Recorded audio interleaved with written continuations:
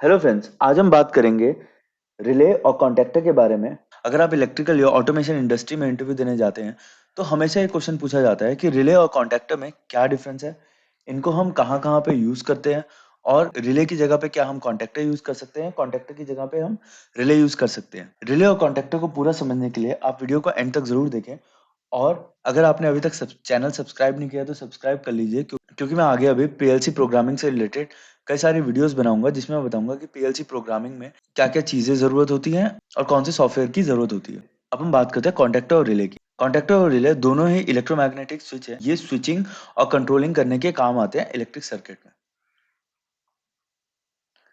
अब देखेंगे ये जो डायग्राम है ये रिले का है और ये जो डायग्राम है ये कॉन्टैक्टर का है। कॉन्टैक्टर कुछ इस प्रकार का दिखता है और जो रिले है वो इस प्रकार की दिखती है। जो रिले है इसमें जो कॉन्टैक्ट्स होते हैं वो कम कॉन्टैक्ट्स होते हैं एज कम्पेयर टू कॉन्टैक्टर के।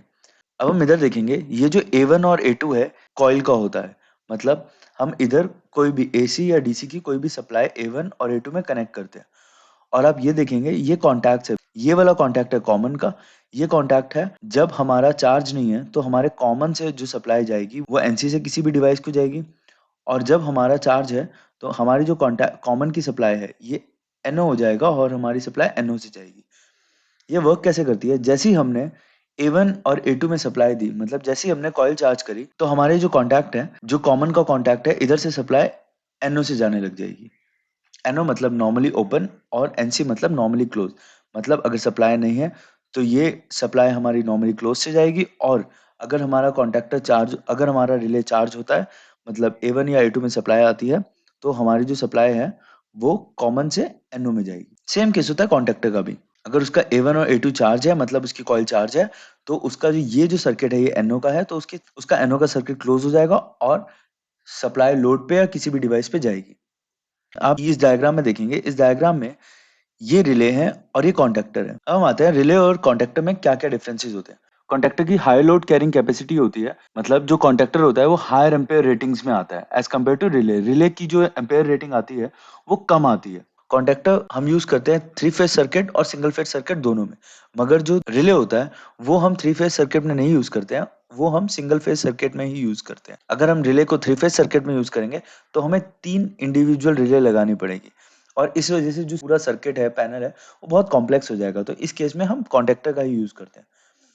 जो स्विचिंग कैपेसिटी होती है कॉन्टैक्टर की वो ज़्यादा होती है एज कम्पेयर टू रिले, क्योंकि उसकी हाई एम्पेयर रेटिंग होती है तो इसलिए उसकी स्विचिंग कैपेसिटी ज़्यादा होती है। जो रिले होते हैं इसमें जो कॉन्टैक्ट्स होते हैं लिमिटेड कॉन्टैक्ट्स होते हैं। इसका ये मतलब है एक कॉमन है तो एक NC और एक NO होगा, तो ये आप देखेंगे ये लिमिटेड कॉन्टैक्ट है। मगर वहीं पे अगर आप देखेंगे कॉन्टैक्टर का तो कॉन्टैक्टर के ये यहाँ पे हमारे 3 NO हो गए और इसके अलावा भी हम एक ऑक्सिलरी स्विच या एड ऑन, इसको ऑक्सिलरी बोलते हैं या एड ऑन बोलते हैं, तो हम इसको ऐड कर सकते हैं कॉन्टैक्टर के साथ। तो इसमें हमारे NO कॉन्टैक्ट या NC कॉन्टैक्ट बढ़ जाते हैं। जो रिले होता है उसका लाइफ स्पैन ज़्यादा होता है as compare to contactor. Relay जो होता है वो छोटा होता है कॉन्टैक्टर से और चीपर भी।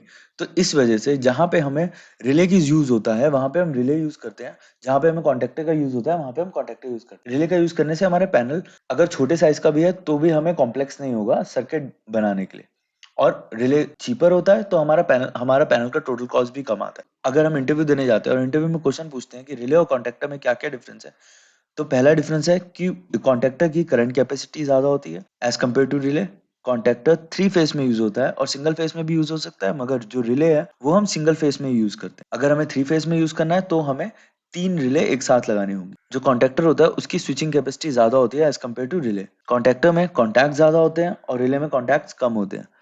रिले का लाइफ स्पैन ज़्यादा होता है एज़ कम्पेयर टू कॉन्टैक्टर और रिले छोटे और चीपर साइज़ का होता है, वहीं पे कॉन्टैक्टर का लाइफ स्पैन कम होता है एज कम्पेयर टू रिले और वो महंगा होता है और साइज बड़ा होता है उसका रिले से। अब हम इस डायग्राम में आते हैं तो यहाँ पे देखेंगे relay are most commonly used in control automation and protection circuit.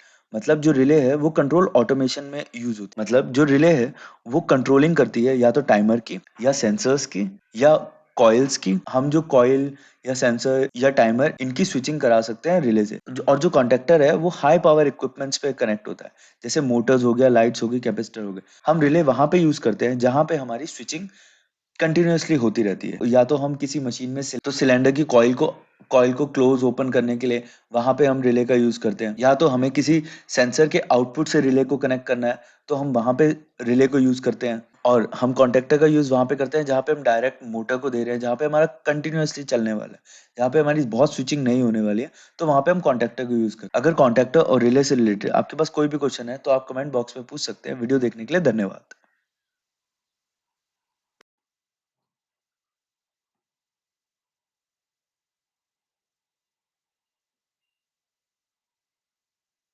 Relay ज़्यादातर 10 एम्पीयर रेटिंग में रिले ज़्यादातर 10 एम्पीयर रेटिंग का होता है। 10 एम्पीयर रेटिंग या उससे कम का होता है।